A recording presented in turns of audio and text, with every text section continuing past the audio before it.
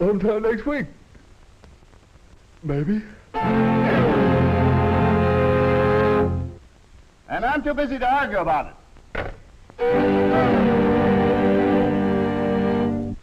Yeah, that dope's right over here.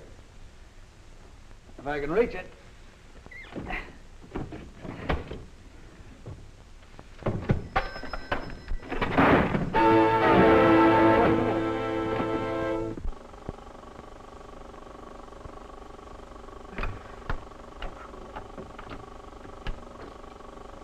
What do you want?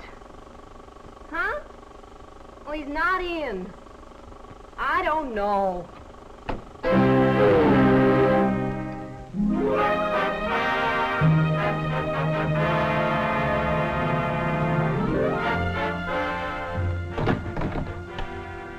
Burton Supply Company. The accounting department? Surely. You're welcome. Yes, Mr. Stevens. Universal? No, they haven't called today. I'll get them for you right away. How do you do? Would you tell Mr. Burton, that Mr. Hopper is here, please? Oh, yes, Mr. Hopper. He's expecting you. He's on long distance now. Well, that's quite all right. I'll wait. Care to see the paper? Mr. Johnson? Thank you. Mr. Stevens calling just a minute. Burton Supply Company. Shipping room? Yes, sir, I'll do that. Burton Supply Company. Oh, Mr. Lusk is out of town today. Mr. Whiteside will handle that matter for you. Yes, sir, I'll connect you. You're welcome. Yes, Mr. Patterson? Oh, you'll be in the stock room? Surely, I'll transfer your calls to the stock room all day.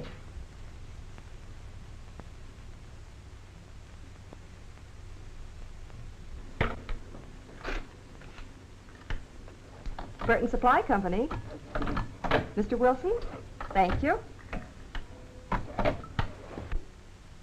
Mr. Burton's finished, Mr. Hopper. Go right in. How's that? You may go in now. Oh, thank you.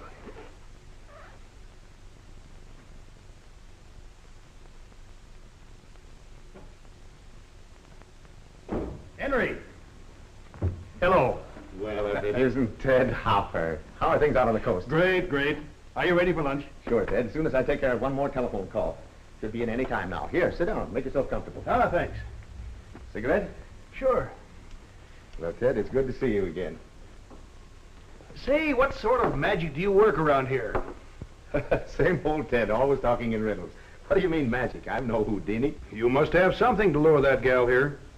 The one who runs your switchboard out there. Oh, you mean Miss Tanner? I don't know what her name is, but that girl sure knows how to handle a switchboard. Yep, she's good, all right. Still the master of understatement, aren't you, Henry? Yeah, she's good, all right. Where did you get her? She's the same operator we've had all along. Yeah? Sounds like you've been impressed. You know what? I think I'll kidnap her. What for? What for? 'Cause telephone habits in my office could stand a shot in the arm, that's what for. Well, aren't you worried about my wanting your gal? Look, Ted, just stealing my switchboard operator won't solve your telephone problems. Or anybody else's, for that matter. That's all. Says who? My switchboard operator sounds good, and is good. But the rest of my organization is good, too. They're just telephone-wise. Telephone-wise? What's the magic formula? Look, I told you before, there's no magic at all. It's very simple. It all started several months ago, when I was very anxious to get to the office early one morning. Had an important business conference coming up. A miserable day for my car to break down. Of course, with the rain, all the taxis were taken. So, about the only thing to do was call the office.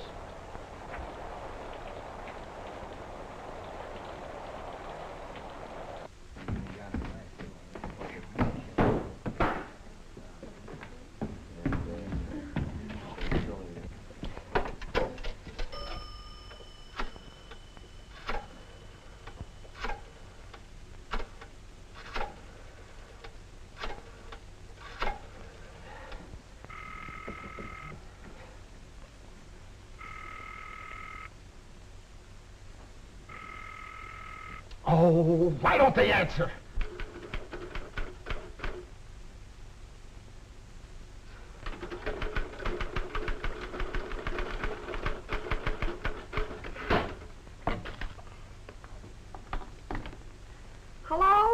Well, it's about time. Get me Bill Johnson. Who? What do you want? I said get me Bill Johnson. Bill Johnson! Oh, just a minute.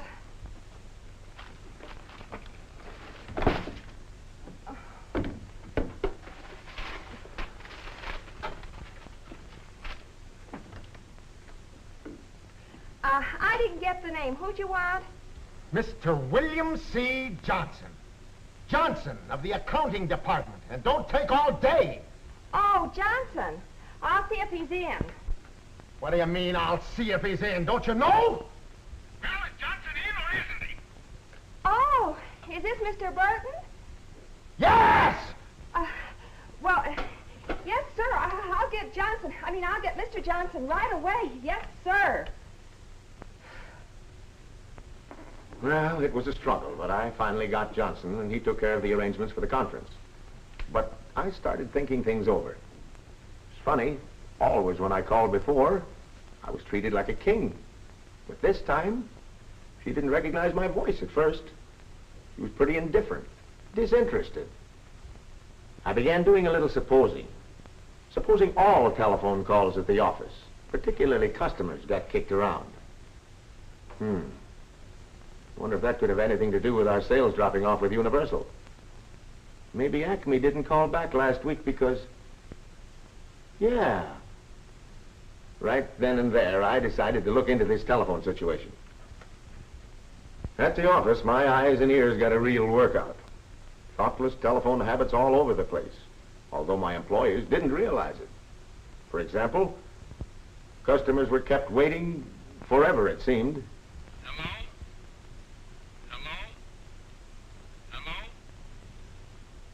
This is Miss Gower from the Burton Supply Company.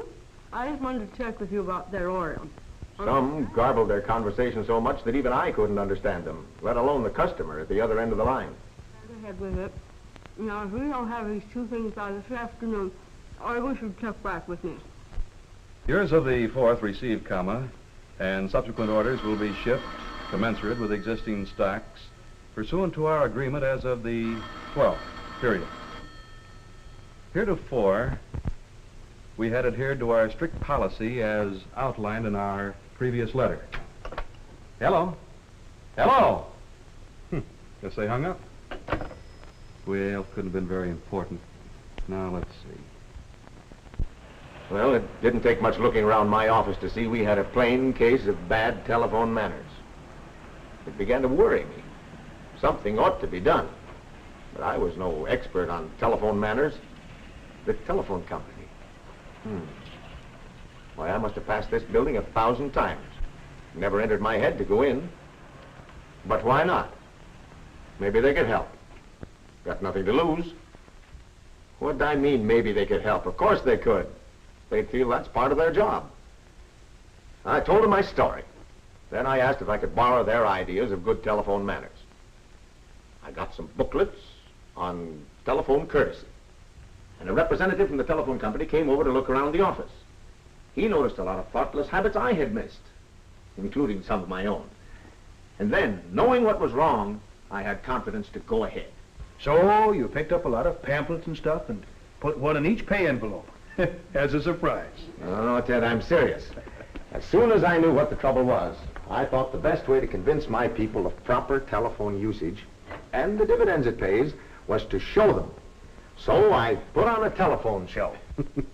And now you're in the show business.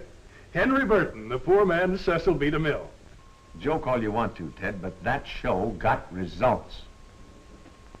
Held it in the stockroom. Actually, anybody could put on a show like mine, with a few desks and a couple of telephones. I called in my people and started with an important point which they hadn't realized. In a business like ours, telephoning is as important as personal visits of our salesmen.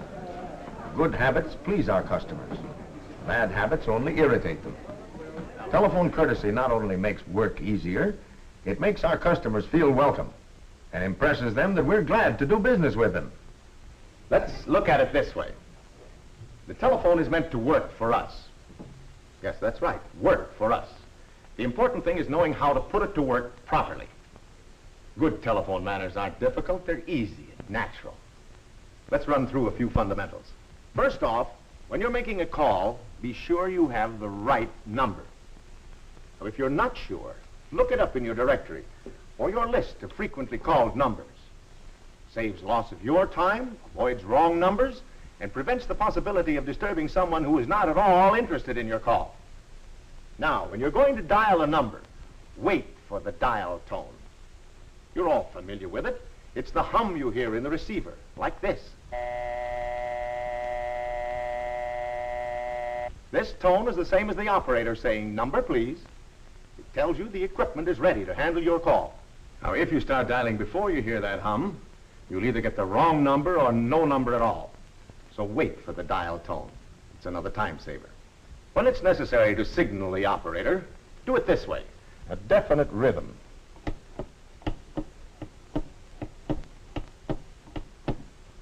If you pump up and down impatiently like this,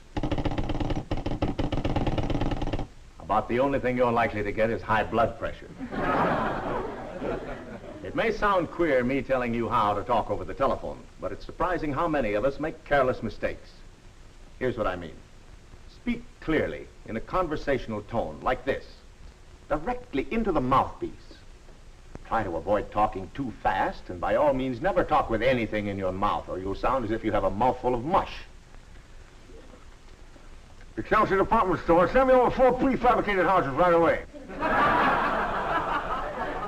Well, you get the idea. It's the same with pipe, chewing gum, or cigarettes. They clutter up your speech and make you hard to be understood. And worst of all, it's very rude. Let's take an incoming call all the way through, from beginning to end. Of course, it's just common sense to be ready for a call at all times. Pad and pencil go with the telephone just as cheese goes with apple pie. If you have these handy, you won't have to hunt all over the place for something to write on when you're in the middle of a call. And by the way, it's a good habit to take notes on telephone conversations, because they'll serve as reminders for you. Now we're ready for an incoming call. Answer your telephone promptly, before the second ring if possible. If your phone rings on and on 6 or 8 times, the caller can easily get the idea that we're not interested in his call. And besides, you all know how that endless ringing of somebody else's phone disturbs you. Then answer by identifying yourself, and the office if necessary. Don't just say hello. It's old-fashioned and wastes time. Now, you all know what I mean. Hello? Oh, hello. Who's calling? Well, what number is this?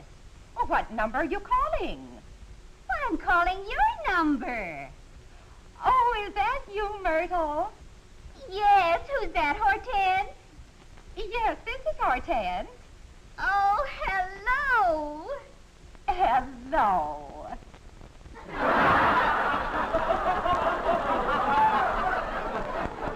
Well, you see what I mean. Now, the right way to answer your telephone is, well, you've all noticed how the Acme people handle their calls. Credit Department, Mr. Stevens. Mr. Andrews' office, Miss Carter speaking.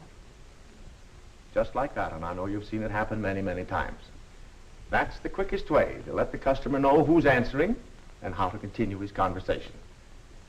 But no matter whose phone you're answering, your own or anybody else's, always make your customer feel that you're interested in his call. Be obliging and polite. Then, when you're sure he's finished, bring the conversation to a definite, courteous close, like this. Yes, that's fine. Thanks for calling, Mr. Frisbee. Goodbye. A pleasant thank you, goodbye, is much better than hanging up, maybe while the other party is still talking or listening. It's just being considerate. Oh, yes, and when you hang up, put the telephone securely on its base, making sure it rests squarely on the cradle. See that there are no books or other objects in the way. You'd be surprised how these suggestions for proper telephone usage add up to make your working day more enjoyable. Is there anything special for long-distance calls, Mr. Burton? The same simple rules apply. However, there's one thing particularly important for out-of-town calling. If for any reason your call doesn't go through right away, stay near your telephone until it does go through. Thank you. If you must leave your office, Let the operator know where you can be reached and when you expect to be back. Or leave a note by your telephone explaining where you are, like this. Making a habit of telling the switchboard operator where you are is a good idea, whether you expect a call or not. Then she won't have to hunt all over the place for you when you're out of your office. Now, here's a time saver. Keep information handy so you won't irritate customers by keeping them waiting while you leave the telephone and work yourself into a lather hoping to find what you're looking for. Well, that might be a good system, Mr. Burton, but I can't possibly pile 15 or 20 filing cabinets on my desk just for telephone calls. It's quite possible. You can't have everything at your fingertips. But here's how to handle a call like that. All right, Mr. Whiteside, if you'll help me out, we'll show 'em. Burton. Whiteside of Universal calling. Could you give me the complete figures on our last year's purchases? Be glad to, Mr. Whiteside, but that'll take a few minutes. Do you prefer to wait, or shall I call you back? Well, I am pretty busy at the moment. Call me back, please. As soon as I have the figures. Your number is? Dawson, 81237. Dawson, 81237? Yes, thank you. Goodbye. Goodbye. When a customer calls wanting detailed information that takes you away from the telephone, ask him if he prefers to wait or be called back. Then be sure you have his correct telephone number. All of this makes it easier for you and serves our customers better. Now, this next may seem far-fetched, but it's really quite a serious time and energy waster. Miss Barkley and Mrs. Carey, please. Thank you, Mr. Whiteside. That'll be all. The importance of answering your own telephone yourself is, well, see for yourself. Yes, sir? Get me Mr. Blackwell at Acme. Yes, sir.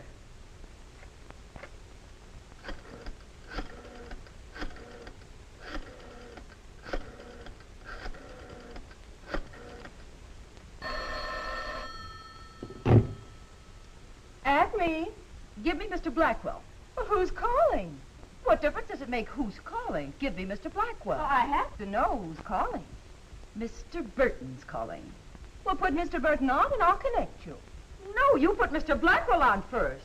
Well, who does Mr. Burton think he is? And who does Mr. Blackwell think he is? Now, listen here, you put him on the line or I... Listen, sister, your Mr. Burton isn't so Okay, high. all right, girls, we're convinced. Thank you very, very much.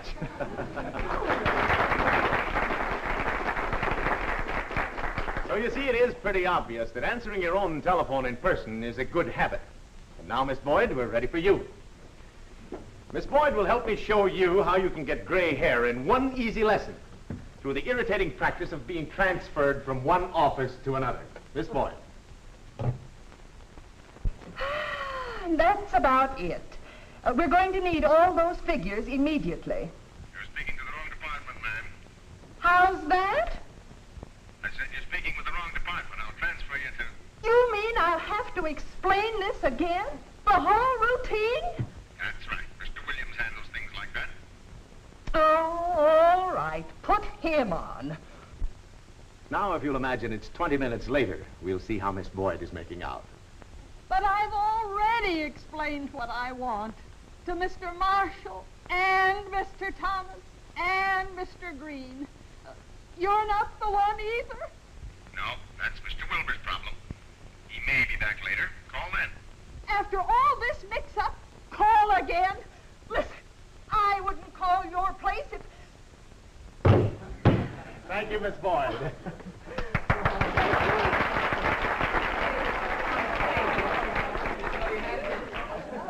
All of that heartbreaking struggle can be avoided. If you can't handle a call yourself, make sure you transfer your customer to the proper department or office, like this. I'm sorry, Mrs. Maxwell, but Mr. Johnson will handle that for you. Would you care to speak with him? I'll be glad to have your call transferred. It's just as easy as that. Just be sure your caller is transferred to the right party. It saves so much time and energy for you and the customer. Now, the most important consideration of telephoning, how your voice sounds on the other end of the line. Every time you talk on the telephone, the customer has some kind of mental picture of you. Now, if your voice personality is dull and lifeless, like this, hello, in his imagination, you'll probably look like this.